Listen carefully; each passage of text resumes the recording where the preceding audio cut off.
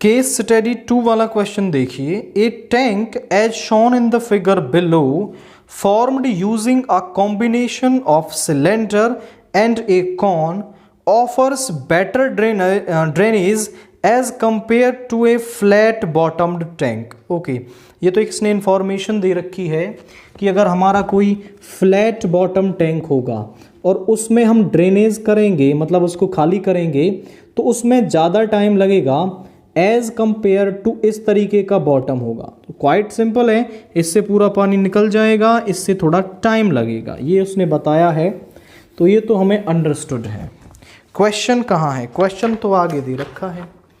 A tap is connected to such a tank whose conical part is full of water. एक tap को connect किया गया है एक ऐसे टैंक से जिसका कॉनिकल पार्ट जो है वो फुल ऑफ वाटर है।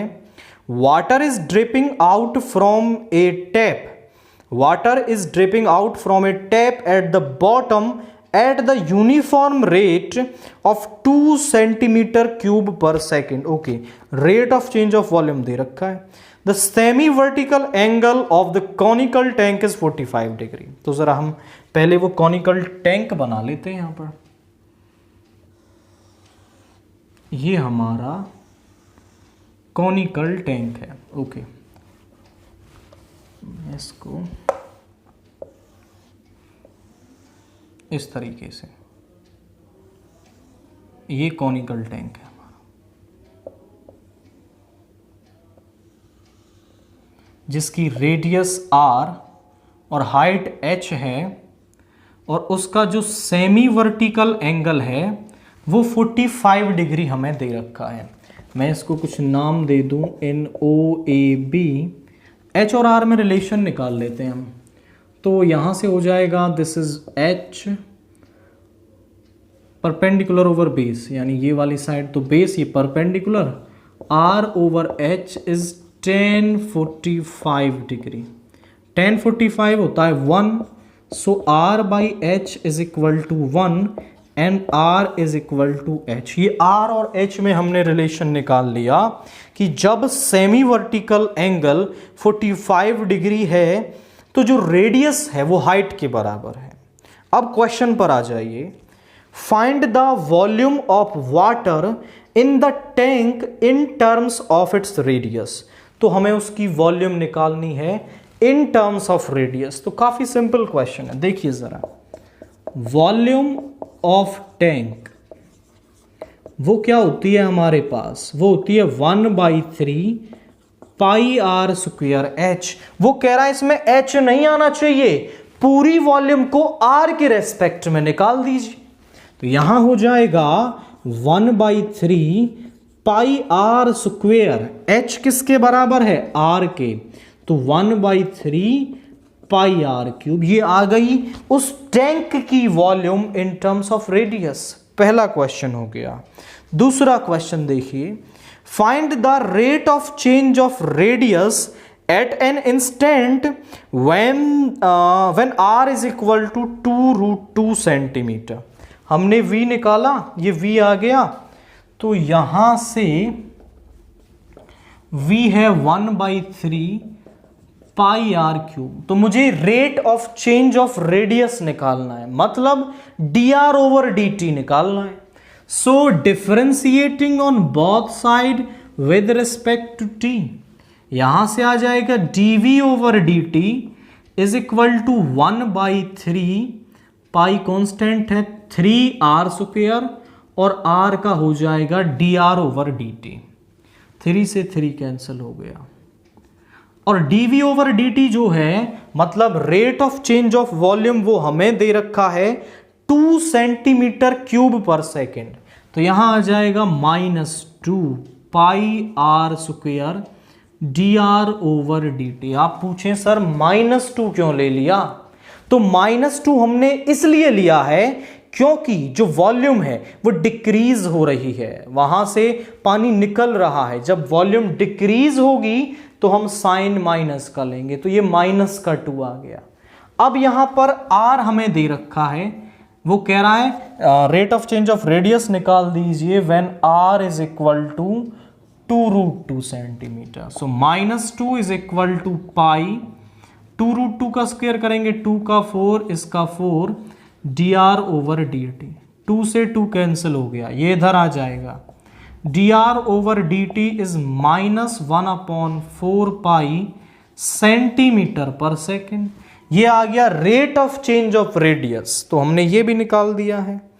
अब थर्ड में वो कह रहा है हमसे, थर्ड पार्ट में वो कह रहा है find the rate at which the wet surface of the conical tank is decreasing at an instant when the radius is 2√2 centimetre. देखो हम इसी से कौन बना देते हैं, ये बन गया कौन, एक कौन जैसा दिख रहा है। अब कौन को जब हम पानी भरेंगे इसमें, तो इसकी वेट सरफेस कौन सी गीली होगी। आप बोले सर चारों तरफ की, ये सरफेस गीली हो जाएगी, इसको हम बोलते हैं curved surface area.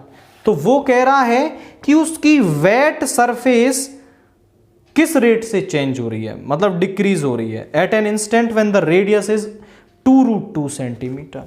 So C is curved surface area. Curved surface area हमारे पास होता है C is equal to pi R L, और L ये वाली साइड होती है। तो यहां से हम पाइथागोरस, यहां पर अगर हम इस ट्रायंगल में लें पाइथागोरस थ्योरम लगाएं, क्योंकि ये 90 डिग्री होता है यहां पर। So L square is H square plus R square, और L की वैल्यू निकालें तो वो हो जाएगी √H square plus R square. यहां वैल्यू रख दो pi R √H square plus R square. हमने रिजल्ट निकाला रेडियस हाइट के बराबर है, तो यहां पुट कर दो पाई आर, और ये हो जाएगा 2R स्क्वायर। R स्क्वायर का रूट तो हो गया, R वो बाहर आ जाएगा, और ये बचा √2, तो ये आ गया C। हमें निकालना था रेट ऑफ चेंज, तो इसका डिफरेंशिएशन कर दो, √2 पाई तो बाहर रह जाएगा 2R dr over dt। R square का हो गया 2R dr ओवर dt। सारी वैल्यूज हमारे पास हैं, R भी उसने दे रखा है, वो दे रखा है 2√2। So dc over dt is equal to, ये हो गया 2√2 pi into dr over dt आया था हमारा -1/4 पाई, दिस इज -1/4 पाई, और इस r की वैल्यू रखेंगे तो वो है 2√2। सो 2 2 ज़ा 4, पाई से पाई कैंसिल हो गया, सॉरी ये पाई है यहां पर। √2 इंटू √2 कितना हो गया, -2 सेंटीमीटर स्क्वायर पर सेकेंड। ये आ गया हमारा rate of change of wet surface, यानी कर्व सरफेस एरिया का रेट ऑफ चेंज। अब इसका थर्ड का एक और वाला पार्ट भी हमें दे रखा है, वो क्या, अब देखिए इसका और वाला part, find the rate of change of height h at an instant when the slant height is 4 centimetre. तो मुझे rate of change of height निकालना है। अब मेरे पास वॉल्यूम का फॉर्मूला है 1/3 पाई आर स्क्वायर h। जब मुझे rate of change of R निकालना था तो मैंने H को R में बदल लिया था। अब मुझे dH ओवर dt निकालना है, तो इस R को मैं H में चेंज कर दूंगा। तो यहां हो जाएगा V is equal to 1/3 pi, R और H बराबर हैं, तो H का square into H is H³।